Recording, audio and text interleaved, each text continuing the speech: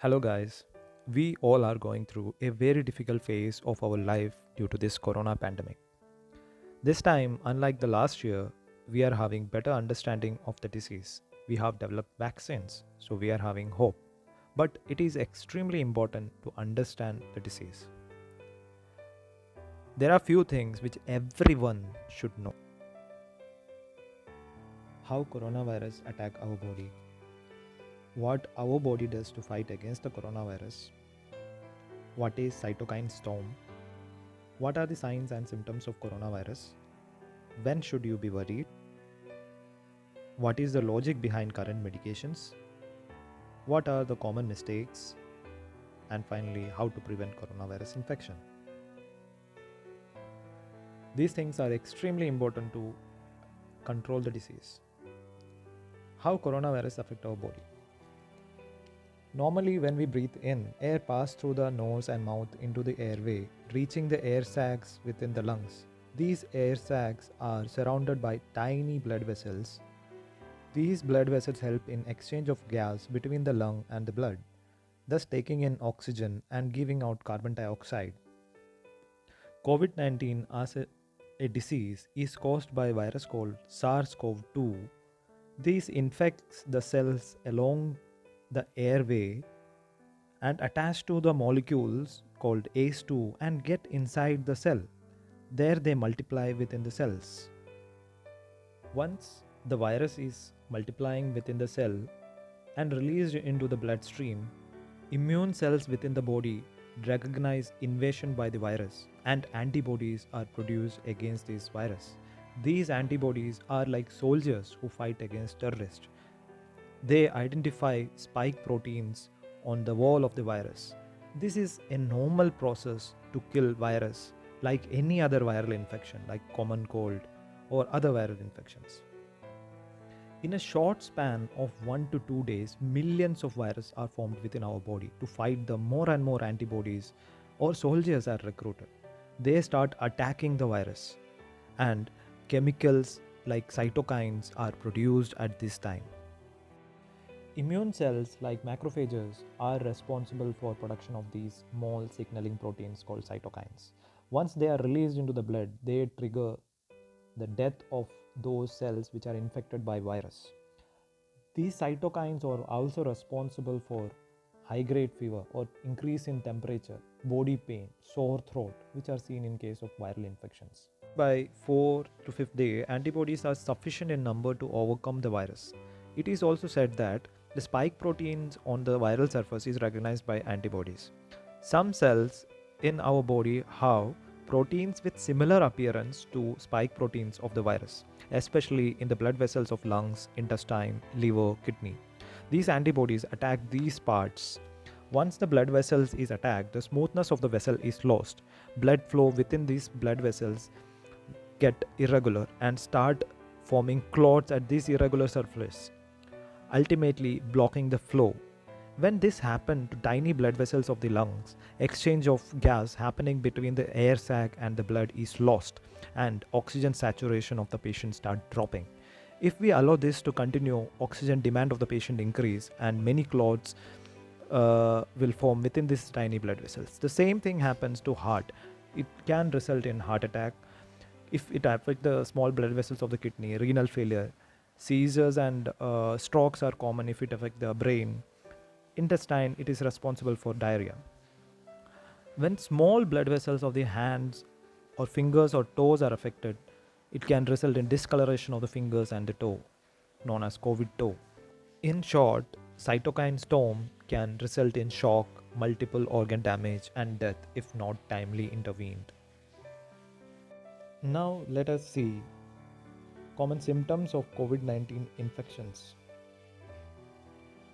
Usually it affects different people in different ways. Most infected people will develop mild to moderate illness and recover without hospitalization. Most common symptoms include fever, dry cough, tiredness. Less common symptoms are the aches and pain, sore throat, diarrhea, conjunctivitis, headache, loss of taste and smell, rashes on the skin, fingers and toe. Serious symptoms include difficulty in breathing, shortness of breath, chest pain, loss of speech, or movements. Since you have understood the pathology, the timing of treatment is very important. Incubation period, that is, exposure to the infection to appearance of the first symptom in case of coronavirus is around 5 plus or minus 2 days. This is extremely difficult to calculate, so a patient should keep in mind when he had his first symptom. Knowing this date is extremely important. Usually patients will have fever, sore throat, body ache for a couple of days, and by 4th and 5th day the symptoms start improving, and in majority of patients they recover without any further complications. This happens because during the first few days enough antibodies are produced to fight the virus. It is our body's immunity which fight against the virus.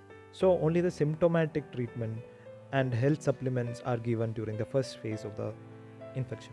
In a few set of patients, they go into a serious second phase of the disease. Here, the body's reaction to the infection is so high that it starts causing catastrophic damage to one's own body. More blood vessels get clotted and oxygen demand increases drastically. This time it is not the virus, but it is body's reaction or immunity which is causing the havoc. When your condition start worsening after day 5, that is when you are having fever which has settled earlier again start to increase. When you are having more difficulty in breathing and there is deep dry cough after 5th day, anticipate you are entering into the second dangerous phase of the disease. Now you must realize there will be more clot in the tiny blood vessels of your air sac. There will be less oxygenation of your blood, so your oxygen saturation start dropping at this stage. And this is the time when we have to start steroids. Steroids are known to reduce immunity. They prevent release of more and more cytokines and development of cytokine storm. Steroids alone won't help at this stage. We will also have to reduce the microthrombi or clot formation. To reduce that, we start anticoagulant. If not timely identified, patient's condition can get worse. He may require oxygen support and may land up on ventilator. There are few mistakes which everyone should avoid at this time. Lack of awareness and wasting the precious time. Early usage of steroids. Waiting till pulse oximeter reading deteriorates. Starting antibiotics too early in the disease process. Self-treatment without consulting your doctors. And vaccine hesitancy. Now, coming back to steroids, one must realize that starting the steroid too early is of no use. In fact, when they are given early, it has resulted in many harmful effects. You must realize that it is during the initial days when the viruses are multiplying within your body, it is your immunity which is actually fighting the virus. When you give steroid at this stage, you are actually suppressing your immunity and letting the virus win. And this can result in fatal complications. You should avoid using the steroid before day 5 of the infection. By giving steroids in the initial days, you actually prolong the viral multiplication phase and prevent the body from eliminating the virus. Steroids are not that safe drug to be given for a long duration. It's only given for around a short duration of 10 days. Steroids are also known to cause diabetics.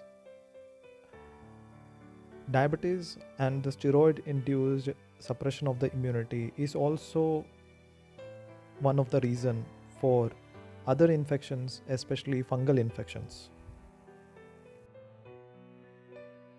Another mistake which people usually do is the usage of pulse oximeter. One should not wait till your pulse oximeter readings are deteriorating to consult a doctor, because what you have to understand is the readings on the pulse oximeter start falling only after your lungs are getting damaged. Your treatments should ideally start before your lungs are damaged so that you will not end up on a ventilator. You should try to get a treatment before the saturation start falling. Yes, pulse oximeter is useful to assess the improvement of the patient, to assess need of oxygen for the patient, and during transportation of the patient. Now coming on to antibiotics. Early usage of antibiotics is discouraged as this can lead to antibiotic resistance. Even WHO does not recommend antibiotic therapy or prophylaxis for patients with mild or moderate COVID infection unless there is sign of bacterial infection. What you have to understand is the timing of the treatment is very important in case of COVID infections. During the first 5 days, it is a virus. Our immunity will take care of the virus. During the next 5 days, that is after 5th day, it is our own immunity. That time we have to suppress the immunity and anticoagulants has to be started. But once we have started the steroid, the symptoms start improving. Everything comes down. After starting off the steroids, after 5-10 days, if the fever again comes up, then we have to think that it is due to some bacterial superadded infection. Then only we will recommend antibiotic to be started. There is no role of antibiotic during the initial days of the infection. We only start it once we suspect a superadded bacterial infection, especially during or after the second phase of the infection. You should not self-treat yourself or self-medicate yourself. One should always start medication only on the advice of the treating doctor. Even during home isolation, every patient should be in contact with their treating physician. Prevention is always better than cure. So get yourself vaccinated as soon as you get an opportunity. The type of vaccine doesn't matter, whether it is Covaxin, Covishield, which are available in India. You must take the same vaccine both the time during the first dose and the second dose. You should not intermix the vaccine. And please don't listen to all the negative comments about the vaccination. Vaccination will definitely prevent you from having a severe infection next time you are infected. Also follow all the COVID appropriate behavior even if you are vaccinated. Wearing a proper mask. Avoid touching your eyes, nose and mouth. Proper hand washing with soap and water or hand sanitizer. Proper social distancing should be followed.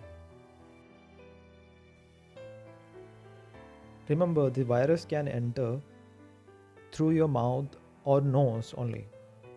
So if you cover this up, you are blocking the entry of the virus inside your body. It is never going to infect you. So follow all these preventive measures strictly, and I am sure we will overcome this crisis.